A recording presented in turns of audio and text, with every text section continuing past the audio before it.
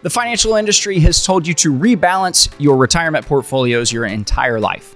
What if the financial industry has been wrong? If we haven't met, I'm Eric with Jazz Wealth, where we manage just over $500 million in assets, and we're the founders of the two-bucket Powell Method. So let's talk through this rebalance for a bit. Let's first look at what rebalancing is, then we'll talk about the positives of rebalancing, and then also the concerns here with the rebalance in retirement. So first, let's talk through the rebalance itself. What is it? If you are looking at rebalancing a portfolio, think of having an investment portfolio that has, let's just say, 60% stocks and 40% bonds.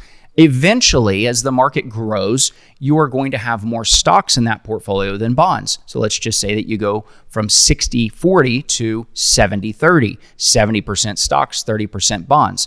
Rebalancing shifts that back down. So what you're going to do is, let's just say the stock market ran up. You're going to then sell enough stocks to buy enough bonds to reallocate here and bring you back to 60-40.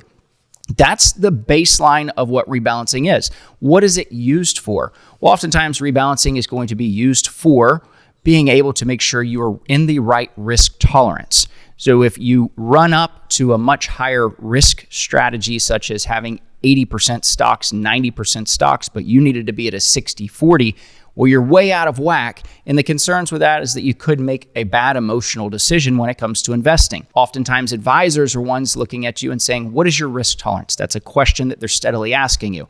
With your risk tolerance, they're wanting to know how much you can handle when it comes to market volatility. The earlier years, oftentimes we're seeing clients that are much more risk tolerant, or they can handle that volatility. They're 100% in stocks, or maybe 90% stocks, 10% in bonds. Then as you get closer to retirement, there's the talk of scaling back. Whether that's needed or not depends on your returns that are needed for your financial plan, but also your risk tolerance as well, to make sure, again, we're not knocking you off early with a heart attack because you had $1 million and now you've got $600,000. We want to make sure keeping the risk there. So the positives here with a rebalance. We've talked through this a bit on just the basis of things. It's going to help to reduce volatility. It's going to enforce discipline, because the rebalance is something that can be scheduled. It's something that removes the emotion and says, hey, at this point, we're going to steadily rebalance. And it's going to help control any kind of drift. So as I'd mentioned, you're going from a 60-40 to a 70-30. Well, that's going to help to reallocate that and make sure that's all taken care of. So this definitely helps on the strategy there. But then once you hit retirement, there becomes a problem. The problem is, if you have a 60-40 portfolio and you need to withdraw from that portfolio, let's just say that you make a $10,000 withdrawal. You're going to sell $6,000 in stocks. You're going to sell $4,000 from bonds. Almost every financial company does this specifically. They're going to do that same strategy. We've actually met with companies who are managing over $50 billion in assets. And I asked them specifically, I said, okay, when it comes to retirement, how are you managing retirement dollars? And they said, well, they're going to have the risk tolerance, and whatever they have is how we're going to sell off. So that be 60-40, we're going to send them 6,000 stocks, 4,000 bonds. But there's a problem with that, and it goes back to really what Warren Buffett says, one of the smartest investors of all time. You're going to sell high, buy low. Well, that's where people make the argument, and they say, well, we're going to rebalance the portfolio. But you're still going to be withdrawing regardless of what the rebalance has. So you see the argument here on where this comes into play. You're still having to sell stocks when the markets are down. 60% of your portfolio is stocks. You're still having to sell $6,000 if you withdraw $10,000. Now, sure, you're going to be shifting back and forth at different times, depending on if you do a monthly rebalance, a quarterly rebalance, a drawdown rebalance, or a threshold is what they call it, where you're going to have a pullback in the markets. Those are all things that could come into play.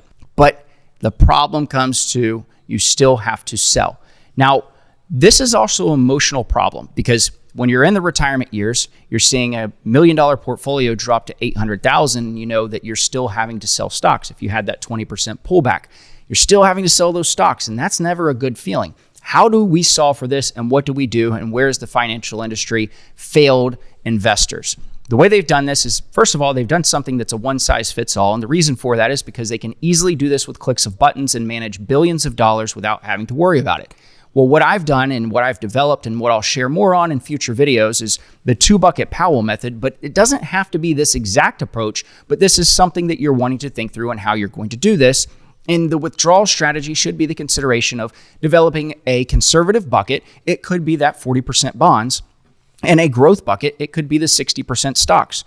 But work off of those two and allowing yourself to pull from one or the other, depending on what the markets are doing, versus actually sitting there and taking the markets and just saying, hey, I have to still take 60% or $6,000 on the 10,000 here and 4,000 here because that's just what I'm going to do.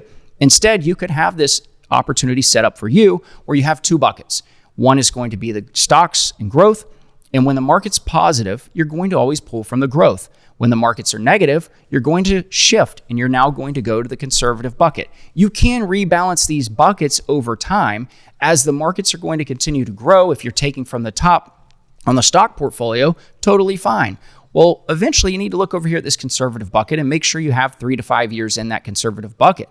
If the market has fallen, though, you may have to spend down your conservative bucket. And when you do that, that's okay. Spend it down. You don't just shift and rebalance while the market is down. Once the market starts to appreciate again, that's when you can go over here and start refilling your conservative bucket. This is a way to help, again, with the emotion. I just had a call with a client the other day. We talked about the volatility in the markets, and they said, I love the way we're doing this with the 2 buckets. The reason for that is because it allows me to just not have to worry about it, knowing I have 3 to 5 years over here. Even if the market does collapse, I've got a solid footing when it comes to what I need to do and where I need to pull from.